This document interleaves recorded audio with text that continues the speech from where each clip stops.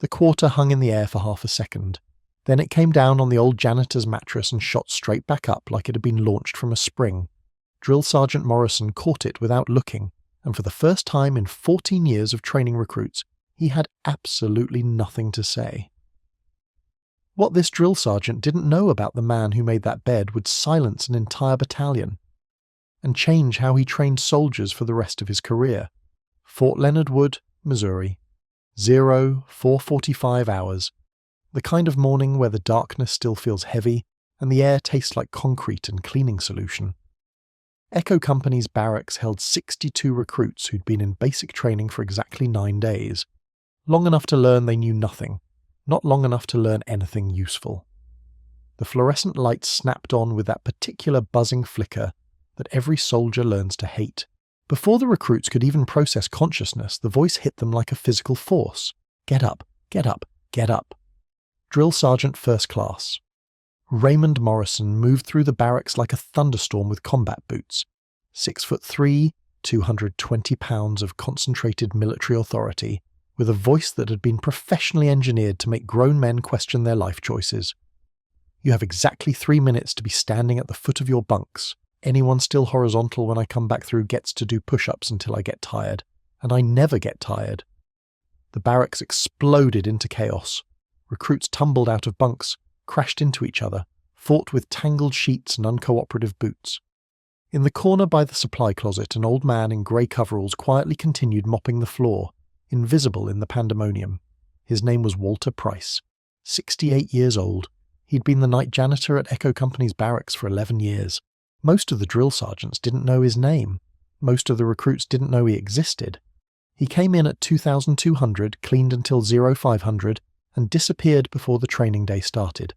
A ghost in grey coveralls pushing a mop bucket through the same hallways where young men and women were being transformed into soldiers.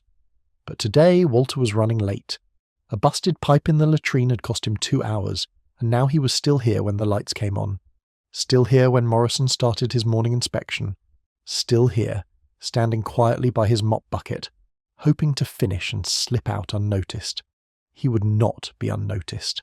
Morrison came back through the barracks exactly 3 minutes later, a clipboard in one hand and a quarter in the other. The quarter was famous. Every recruit in Echo Company had heard about the quarter. If it didn't bounce off your sheets, you failed. If it bounced but didn't reach regulation height, you failed. If it bounced perfectly but Morrison was in a bad mood, you probably still failed. Inspection. The word dropped like a guillotine blade. Starting with first squad. Davis. Let's see what kind of disaster you've created. Private Davis stood rigid at the foot of his bunk, eyes forward, trying not to breathe. Morrison approached the bed like it had personally offended him. He examined the hospital corners with the intensity of a surgeon examining an X-ray. Then he flipped the quarter onto the mattress. It bounced. Maybe 2 inches. Pathetic. That's not a bounce, Davis. That's a surrender. Strip it. Do it again. You have until I finish the rest of this squad. Morrison marked something on his clipboard. Next. The inspection continued.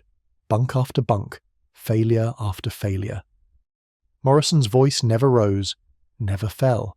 It maintained the same level of controlled disappointment that was somehow worse than yelling.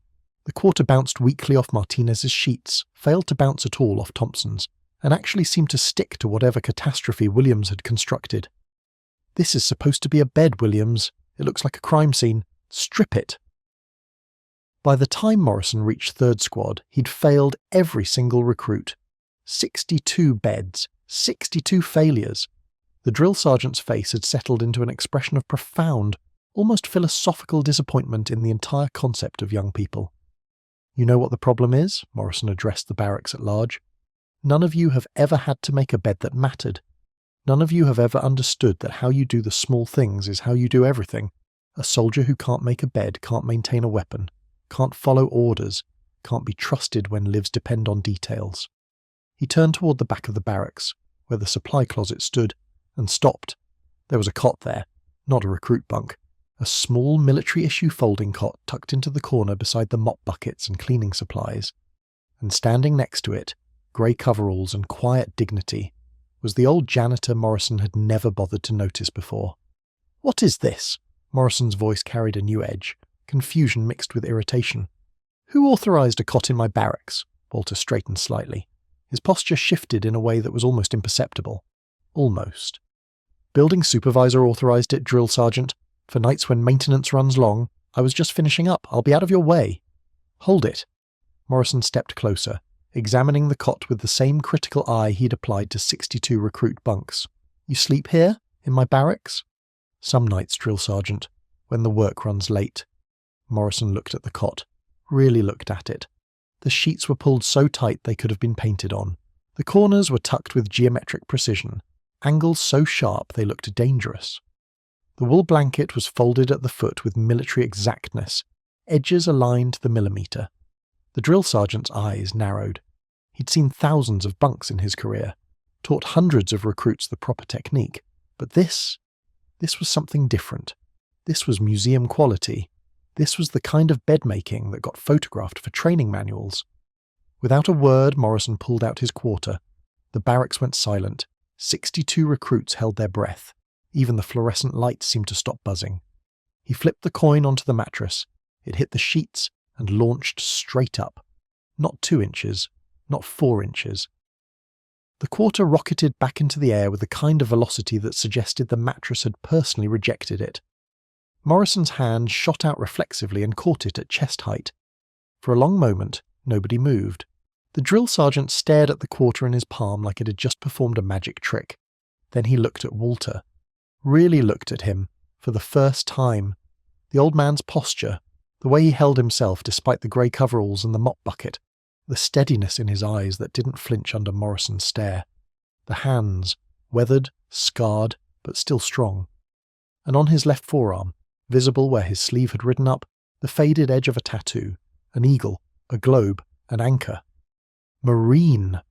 Morrison's voice had changed. The parade ground bark was gone, replaced by something quieter. "You were a Marine." Walter didn't confirm or deny.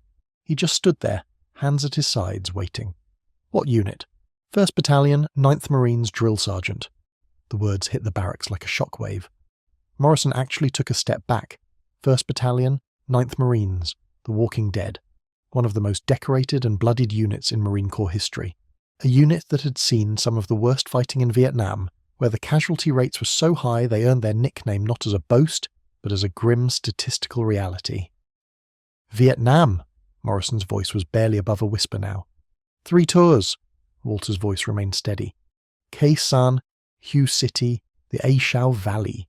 A sound came from somewhere in the formation. Someone, probably a recruit who'd paid attention in history class, had just realized what those names meant. Khe Sanh, 77 days of siege. The most concentrated enemy artillery bombardment American forces had faced since World War II. Hue City, month-long urban combat, house to house, room to room, some of the most brutal fighting of the entire war. Morrison set down his clipboard. His hand was trembling slightly. "What was your rank?"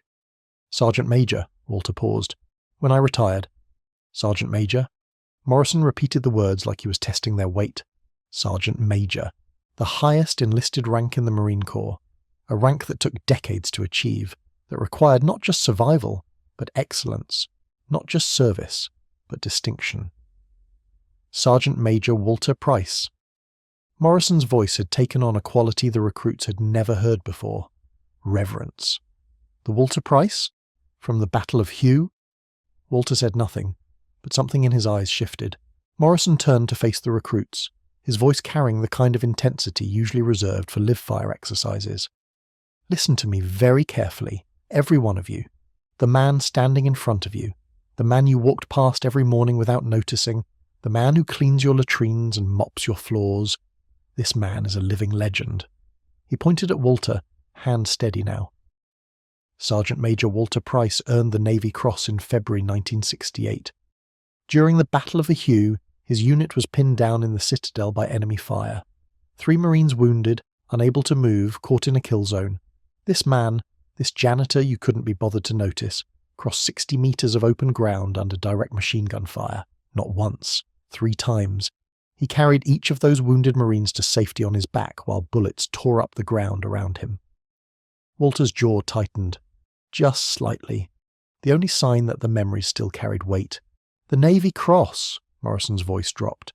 "That's the second highest valor award in the United States military, one step below the Medal of Honor, and you know what Sergeant Major Price did after 30 years of service?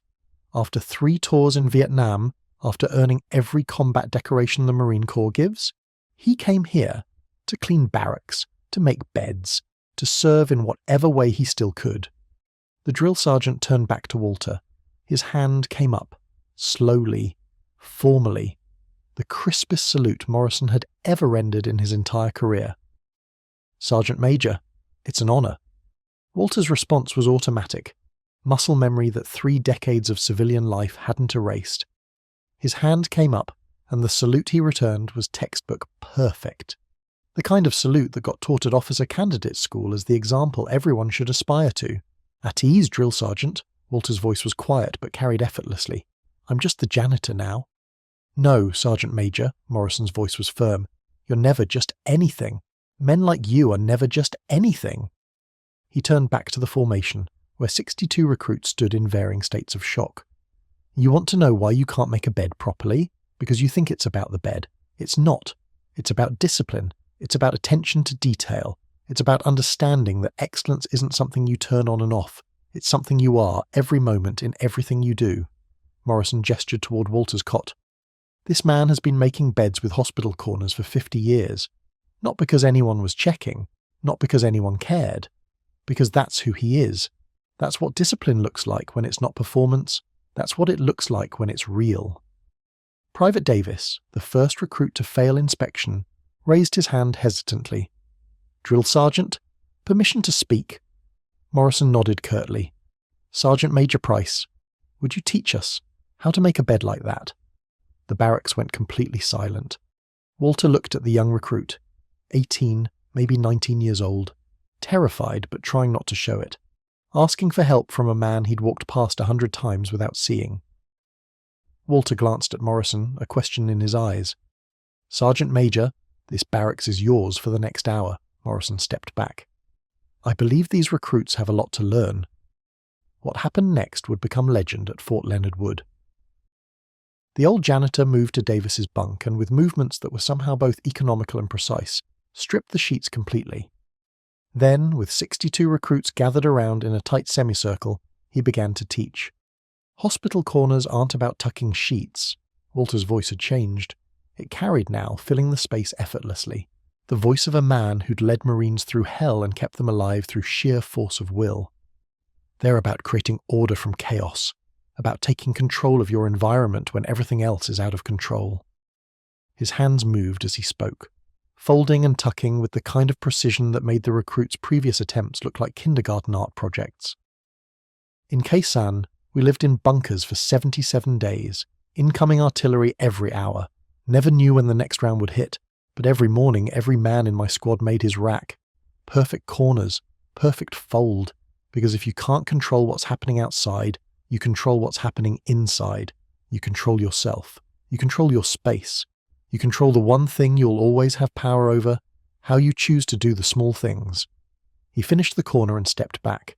The sheet was so tight it looked vacuum sealed. "Now you try." For the next hour, Sergeant Major Walter Price taught Echo Company how to make a bed. But he was really teaching them something else entirely. He was teaching them that excellence isn't about the task. It's about the person doing the task. He was teaching them that discipline isn't something you perform when superiors are watching. It's something you become. He was teaching them that the man mopping the floors might be the most important person in the building, and you'd never know it unless you paid attention. By the end of the hour, every recruit in the barracks could make hospital corners that would pass any inspection. But more importantly, they understood why it mattered. As the company fell out for morning PT, Drill Sergeant Morrison found Walter by his mop bucket, preparing to finally leave. "Sergeant Major, can I ask you something?" Walter nodded. "Why janitorial work? After everything you did, everything you achieved, why this?" Walter was quiet for a moment, looking out at the empty barracks where 62 recruits had just learned something that would stay with them for the rest of their military careers. "After I retired, I tried sitting still. Didn't take." A ghost of a smile crossed his weathered face. "But I wasn't looking for glory, Drill Sergeant. I was looking for purpose. and I found it here. Every night I clean these barracks. Every morning, these young people wake up to a space that's been cared for. They might not notice, they might not appreciate it, but I know. I know that I'm still serving, still contributing, still part of something bigger than myself. He picked up his mop. The day I stop being useful is the day I stop breathing, and I'm not ready to stop breathing yet. Morrison extended his hand. Sergeant Major, I've been a drill instructor for 14 years. I thought I knew what I was teaching these kids. I think you just taught me something instead. Walter shook his hand. Firm grip. Steady eyes. You're teaching them fine, drill sergeant. Just remember, they're watching everything. Not just what you tell them. What you do, how you treat people, all of it. They're learning from all of it. He headed for the door, then stopped. Without turning around, he added, That quarter bounce test, good teaching tool, but next time maybe check your own bed first. See if it measures up to the standard you're demanding from them. Morrison watched him go. Then he walked to his own quarters and looked at his bed. The corners were good, better than good. But they weren't Walter Price good. They weren't 50 years of discipline good. He stripped the sheets and started over. The next morning, when inspection came, Drill Sergeant Morrison did something he'd never done before. He started with his own bunk in front of the entire company. Through the quarter, watched it bounce, measured the height, found it acceptable but not exceptional. This is my bed. He addressed the formation. It passes inspection, but it's not perfect, and until it is, I have no business demanding perfection from you. We're going to learn together. We're going to get better together. That's what soldiers do. From that day forward, Echo Company had the highest inspection scores in the training battalion, and every recruit knew why. 3 months later, at Echo Company's graduation ceremony, a special guest sat in the front row. Grey coveralls replaced by a Marine Corps dress, blue uniform that still fit perfectly after all these years. The Navy Cross hung from his chest, alongside a silver star, 3 bronze stars with valor devices, and 2 purple hearts. When the new soldiers marched past in review, Sergeant Major Walter Price stood at attention and rendered a salute that hadn't lost a millimetre of precision in 30 years, and every single one of them saluted back. Some lessons can't be taught in a classroom, some standards can't be learned from a manual, and some teachers don't wear rank on their collars. They wear grey coveralls and push mop buckets through barracks at 2 a.m, maintaining excellence when no one is watching, because that's who they are. The measure of discipline isn't what you do when people are checking, it's what you do when they're not. And the measure of respect isn't how you treat the important people, it's how you treat the ones you think don't matter. Because sometimes they matter most of all. If this story moved you, wait until you hear what happened when a CEO tried to fire an elderly security guard who'd been sleeping on the job. The company founder's phone call changed everything. Subscribe for more stories of hidden heroes who deserve recognition. Comment respect if you believe discipline is a lifestyle, not a performance. And hit that like button if you think respect should be given to everyone until they prove otherwise.